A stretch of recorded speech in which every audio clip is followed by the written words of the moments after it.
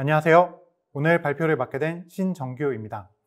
오늘 제가 발표를 드릴 주제는 GPU에 최적화된 AI 및 고성능 컴퓨팅 분산 처리 오픈소스 플랫폼인 Backend.ai에 대한 간단한 소개입니다. 바이오르 데이터의 시대입니다.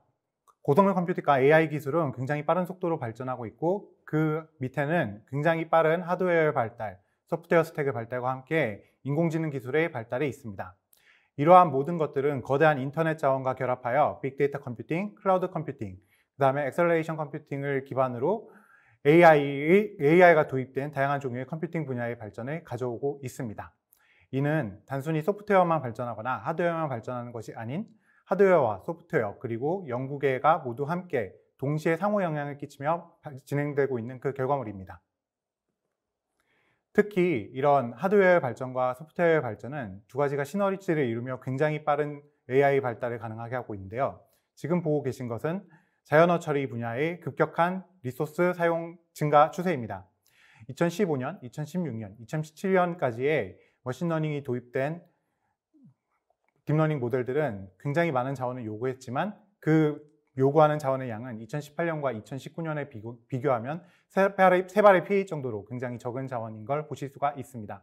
이러한 증가 폭은 최근 2년 동안 연간 수십 배에서 수백 배까지도 증가할 것으로 보이고 현재 2020년과 내년 2021년까지는 이 증가 폭이 느려지지 않을 것으로 보입니다. 특히 이러한 연산량 증가 폭은 GPU의 발전과 그 궤를 같이 하고 있습니다. 우리가 머신러닝을 구현할 때 가장 많이 쓰는 딥러닝 방법론은 굉장히 많은 행렬 연산을 필요로 합니다. 이런 행렬 연산은 기본적으로 CPU에서도 잘 수행할 수 있지만 GPU 같이 원래부터 행렬 연산을 위해 특화된 기기에서 더욱더 빠르고 강력하게 연산을 수행할 수 있습니다. 뉴럴넷은 이런 단순한 매트릭스 연산이지만 GPU 같은 경우는 CPU 복잡한 명령을 처리하는 CPU와 다르게 이런 단순한 매트릭스 연산이 빠르도록 진화를 해왔고 이 단순성에 의해서 힘입어서 더 빨리 CPU처럼 느려지지 않고 앞으로도 계속 빠르게 그 확장세를 지속해 나갈 것으로 보입니다. 이러한 결과 우리는 클라우드에서 CPU와 GPU가 한데 어우러진 초대규모 행렬 연산 자원을 갖게 되었습니다. 그리고 이를 바탕으로 거대한 딥러닝 모델들을 만들 수 있게 되었죠. 이렇게 증가하는 계산 규모를 우리는 클라우드를 통해서 해결하려고 하고 있습니다. CPU 클라우드에 비해서 GPU를 도입한 클라우드는 머신러닝이나 딥러닝 워크로드를 돌릴 시에 100배 이상의 전력대 성능비를 보여주고 있어서 많은 클라우드 벤더들이 GPU 클라우드로 이전을 하고 있는 추세입니다. 또한 이렇게 거대한 하드웨어 자원들을 효율적으로 사용하기 위한 데브옵스 방법론 중에 하나인 MLOps 방법론이 작년부터 대두되고 있습니다.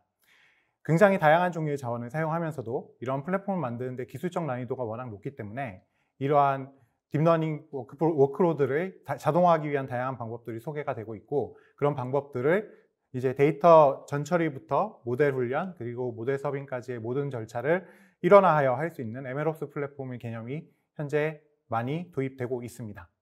기존의 DevOps 대비해서는 MLOps 같은 경우는 코드를 작성하는 부분이 모델을 검증하는 부분으로 대체가 되고 개발 단계 대신 익스페리먼트나 그 다음에 만들어진 모델들을 자동으로 교체하는 부분들의 루프가 추가되는 것이 특징이라고 할 수 있겠습니다. 이러한 MLOps의 필요성이 증대됨에 따라 다양한 퍼블릭 클라우드 벤더들은 자사들의 MLOps 플랫폼을 만들고 있습니다. 대표적으로 AWS와 구글과 마이크로소프트들이 있고 이들은 모두 자신들의 방법으로 고유의 MLOps 플랫폼들을 도입하거나 테스트를 진행하고 있는 중입니다. Backend.ai는 이런 MLOps 플랫폼을 포함하여 머신러닝과 딥러닝에 필요한 리소스들을 자체적으로 관리하고 통합하여 사용할 수 있도록 해주는 오픈소스 클라우드 리소스 관리 플랫폼입니다. 클라우드 위에서 돌릴 수도 있고 이미 서버를 많이 가지고 있는 기업이나 연구소 같은 경우에는 이미 가지고 있는 자원을 잘 활용하여서 이런 AI 클라우드를 구축할 수 있게 돕는 것이 특징입니다. 기술적으로는 GPU를 분할하여 가상화를 하고 그런 GPU를 최대한으로 활용할 수 있는 스케줄러를 탑재하고 있으며 여러 노드들이 서로 협동하여서 거대한 머신러닝 워크로드를 처리할 수 있도록 멀티로드 또는 멀티 컨테이너 워크로드들을 자동으로 하나의 번들로 묶는 기능을 자동화하는 것이 특징입니다. 이런 것들을 바탕으로 다양한 종류의 분산 처리 기술을 함께 도입하여 궁극적으로는 머신러닝과 딥러닝에 필요한 워크로드들을 효율적으로 처리해주는 특징을 가지고 있습니다. 그래서 굉장히 적은 자원과 적은 비용으로 작게 모델을 개발을 시작하였다가 점차 모델 사이즈가 커지고 실제 서비스로 이어질 때 원하는 시점에 원하는 만큼으로 효율적으로 전체 시스템의 규모를 확장할 수 있도록 하는 것이 이 플랫폼이 도와주는 점이 되겠습니다. 그래서 크게는 에이전트와 매니저라는 부분으로 구성이 되어 있고요. 에이전트는 VM 또는 실제 머신에 설치가 되어서 그 머신에 있는 자원들을 관장하는 역할을 합니다.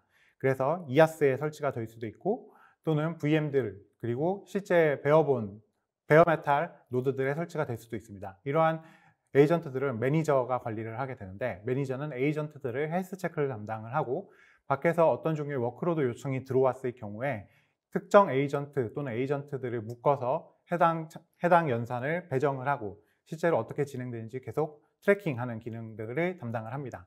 그리고 이런 매니저와 실제로 데이터 또는 코드를 주고받기 위한 다양한 종류의 SDK, API 및 클라이언트들을 제공을 하고 있고 이러한 것들을 모두 묶어서 저는 백엔드 AI 플랫폼이라고 부릅니다. 일단 쉬워야 된다는 게 첫 번째 목표였고 그리고 그 과정이 전부 빨라야 하고 그리고 비용을 절감할 수 있도록 효율적이어야 하며 여러 사람이 함께 협업을 할 수 있도록 쉐어링이나 콜래버레이션을 가능하게 하는 플랫폼이면서 인터넷을 통해서 언제 어디서나 사용할 수 있도록 하는 5대 목표를 바탕으로 개발을 하였습니다. 보통 저희가 보여드렸던 화면은 이렇게 좀 복잡한 화면인데요. 이건 이제 에이전트와 매니저와 어떻게 상호작용을 하고 있는가에 대해서 개략적으로 그린 그림입니다. 저희는 백엔드 AI를 오픈소스로 만들고 공개를 하고 있는데요.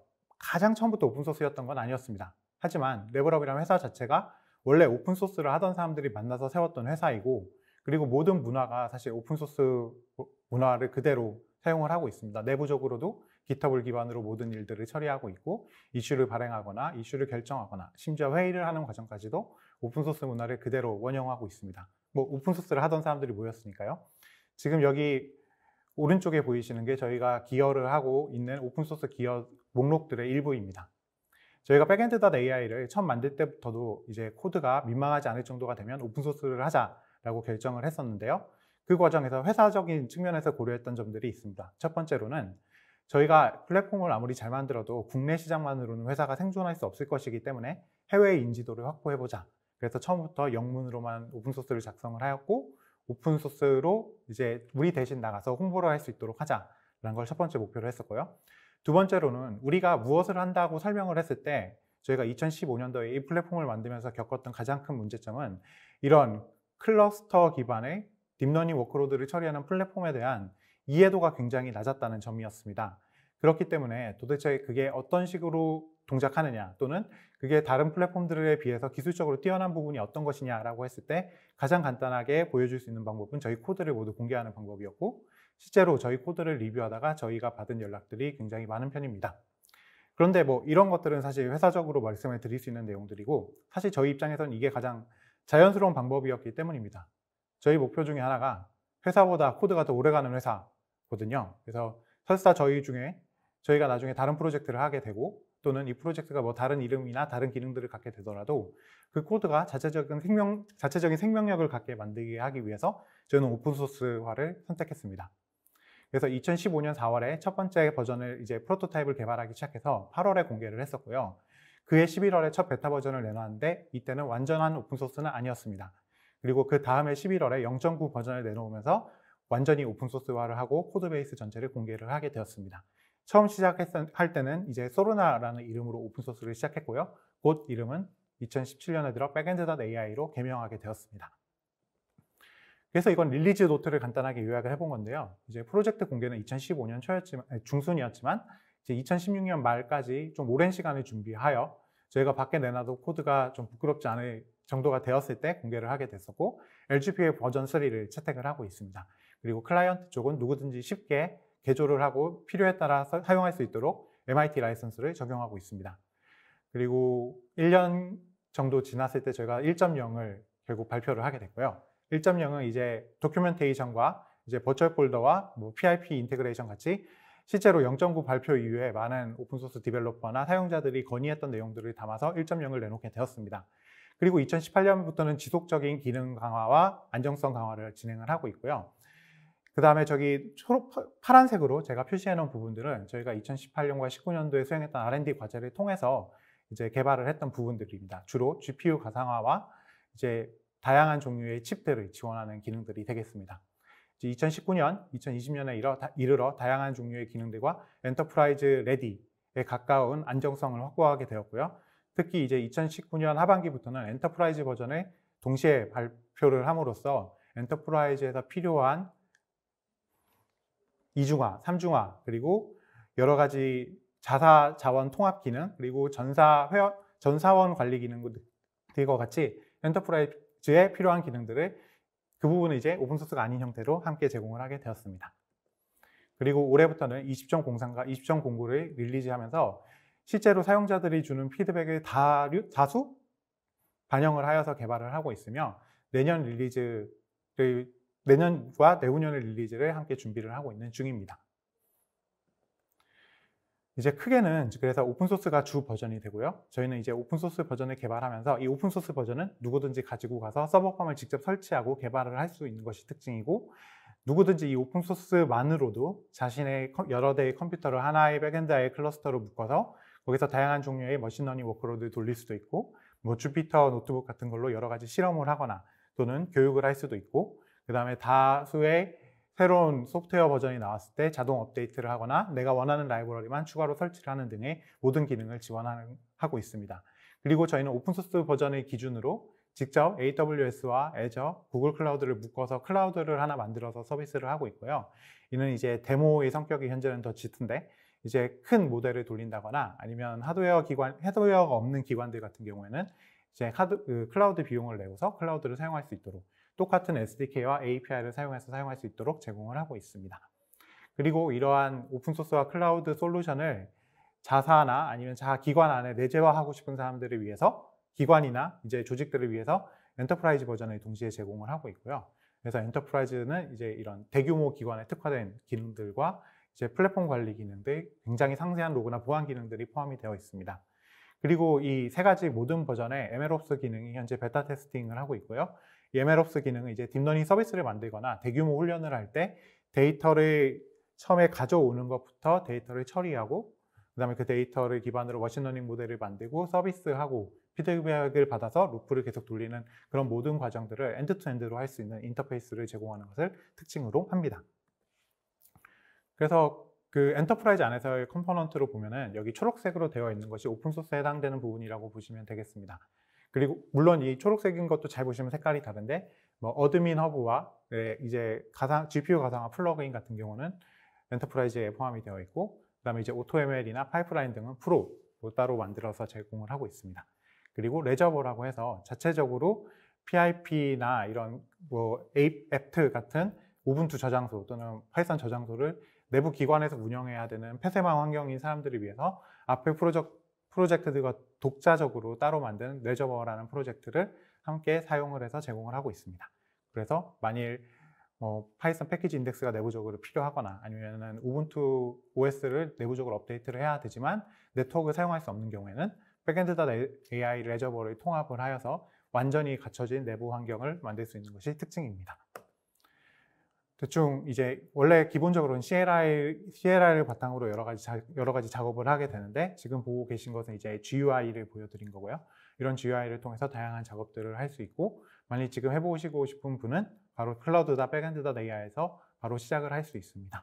또한 그렇게 쓰다가 이제 내가 내 리소스를 사용해서 직접 백엔드.ai를 사용하고 싶다 하는 경우에는 매뉴얼을 따라서 직접 내 시스템의 백엔드.ai 오픈소스 버전을 구축할 수 있습니다. 이건 이제 현재 제가 돌리고 있는 워크로드, 저희 팀원들이 돌리고 있는 워크로드들의 리스트를 간단하게 보여주는 페이지입니다. 여기까지가 저희 발표였습니다.